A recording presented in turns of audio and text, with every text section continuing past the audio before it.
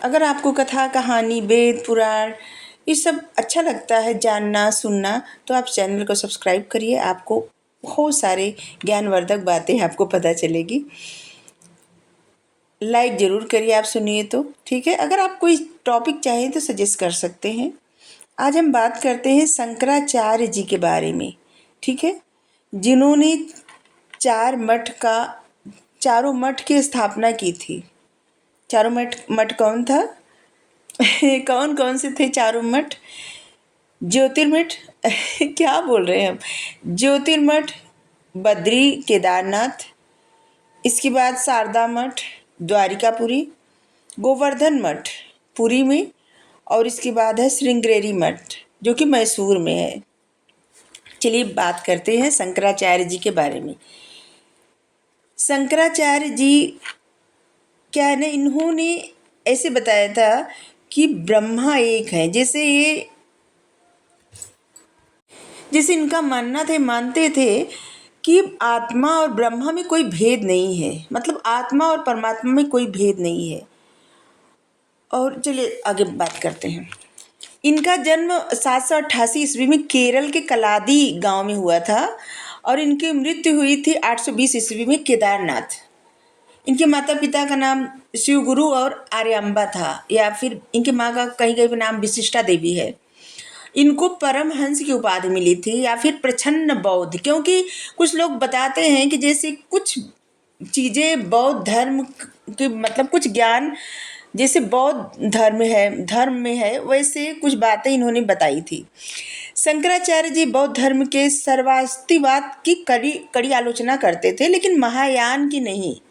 इसीलिए इनको कुछ लोग प्रछन्न बौद्ध कहते हैं, मतलब कपटी बौद्ध, अप्रत्यक्ष बौद्ध, ऐसा, ठीक है। शंकराचार्य जी के अनन्य मठ के संस्थापक और दशनामी संप्रदाय के संस्थापक, मतलब इनको स्वीकार किया जाता है, शंकराचार्य जी को स्वीकार किया जाता है कि ये सब मठों के संस्थापक हैं और दशनामी संप्रदाय के संस्थापक हैं शंकराचार्य जी।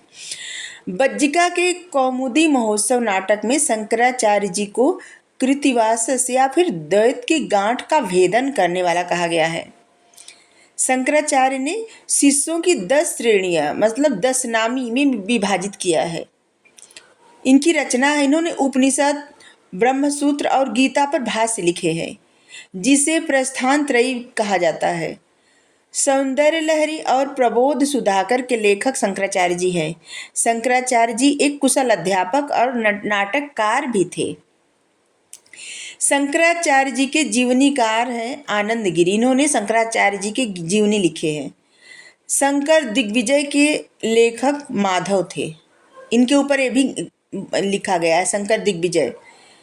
इनका मत क्या था? इनका मत था, शंकराचार्य जी का मत था केवलाद्वैतवाद या फिर अद्वैतवाद, मतलब आत्मा और परमात्मा में कोई भेद नहीं है, ठीक है। जन्म के 8वें वर्ष में इन्होंने अपने घर का त्याग कर दिया था और नर्मदा नदी के तट पर गोविंद योगी को अपना पहला गुरु बनाए। शंकराचार्य जी ने काशी में धार्मिक ग्रंथों और दार्शनिक सिद्धांतों का अध्ययन किया। उन्होंने ही परमहंस की उपाधि दी थी इनको। इसके बाद गौड़पाद को अपना गुरु बनाए। शास्त्रार्थ में ये जब नर्मदा नदी के तट पर महिष्मती में मंडन मिश्र और उनकी पत्नी से शास्त्रार्थ किए थे, तब इन्होंने मंडन मिश्र को अपना शिष्य बना लिया था और उनका नाम रखा था सुरेश्वर। शंकराचार्य जी का प्रयाग में कुमारी भट्ट से शास्त्रार्थ हुआ था। इन्होंने भारत में संस्कृत के एकता को स्थापित किया और इसीलिए चारों मठों की स्थापना किए, ठीक है, जैसे ज्योतिर्मठ, शारदा मठ, गोवर्धन मठ और श्रृंगेरी मठ। शंकराचार्य जी मोक्ष के प्रति साधनों को साधन चतुष्टय की संज्ञा देते हैं। इन्होंने पंचायतन पूजा को प्रारंभ किया था। इसमें जैसे 5 देवता होते थे, जिनमें मुख्य देवता होते थे शिव भगवान, शंकर भगवान, जबकि गणेश जी शक्ति मतलब दुर्गा माता, ब्रह्मा और विष्णु भगवान सहायक देवता होते थे। उनकी यही पंच देव वासना को स्मृति धर्म कहा जाता है या स्मृति धर्म कहलाई। ये जो पंच देवसना देव आराधना है, पंचायतन इसको कहा जाता है। पंचायतन मंदिर का प्राचीनतम उदाहरण, सबसे प्राचीन उदाहरण गुप्त काल में देवगढ़ के दशावतार मंदिर में आपको देखने को मिलेगा। अद्वैतवाद का सिद्धांत जो है ना, वो है आत्मा, जो इन्हीं का वो सिद्धांत था अद्वैतवाद। आत्मा और परमात्मा में कोई भेद नहीं है, आत्मा और ब्रह्मा में कोई भेद नहीं है। ब्रह्मा निर्गुण और सत्य है, जबकि जगत मिथ्या है। ब्रह्मा के अतिरिक्त यदि अगर कुछ है तो वो माया और अविद्या है। लेकिन इनकी ये सब बातों को जैसे आम जनता तक पहुंच नहीं पाई, लोगों को समझ में नहीं आया इनकी बातें। ठीक है, आम जनता को जैसे ये सब बातें बहुत कठिन लगी, कुछ समझ में नहीं आया, और इसलिए इनकी बातें आम जन तक नहीं पहुंच पाई। इनका मत लोगों के बीच जैसे बहुत ज़्यादा लोकप्रिय नहीं हुआ। ये 32 वर्ष की उम्र में इनकी मृत्यु हो गई। इनके शिष्य शिव सोम ने इनके उपदेशों का प्रचार कंबोज में किया था।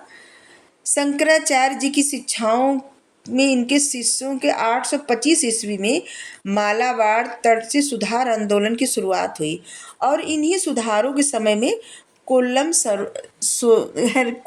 संवत की शुरुआत हुई थी, इन्हीं सुधार आंदोलन के लिए।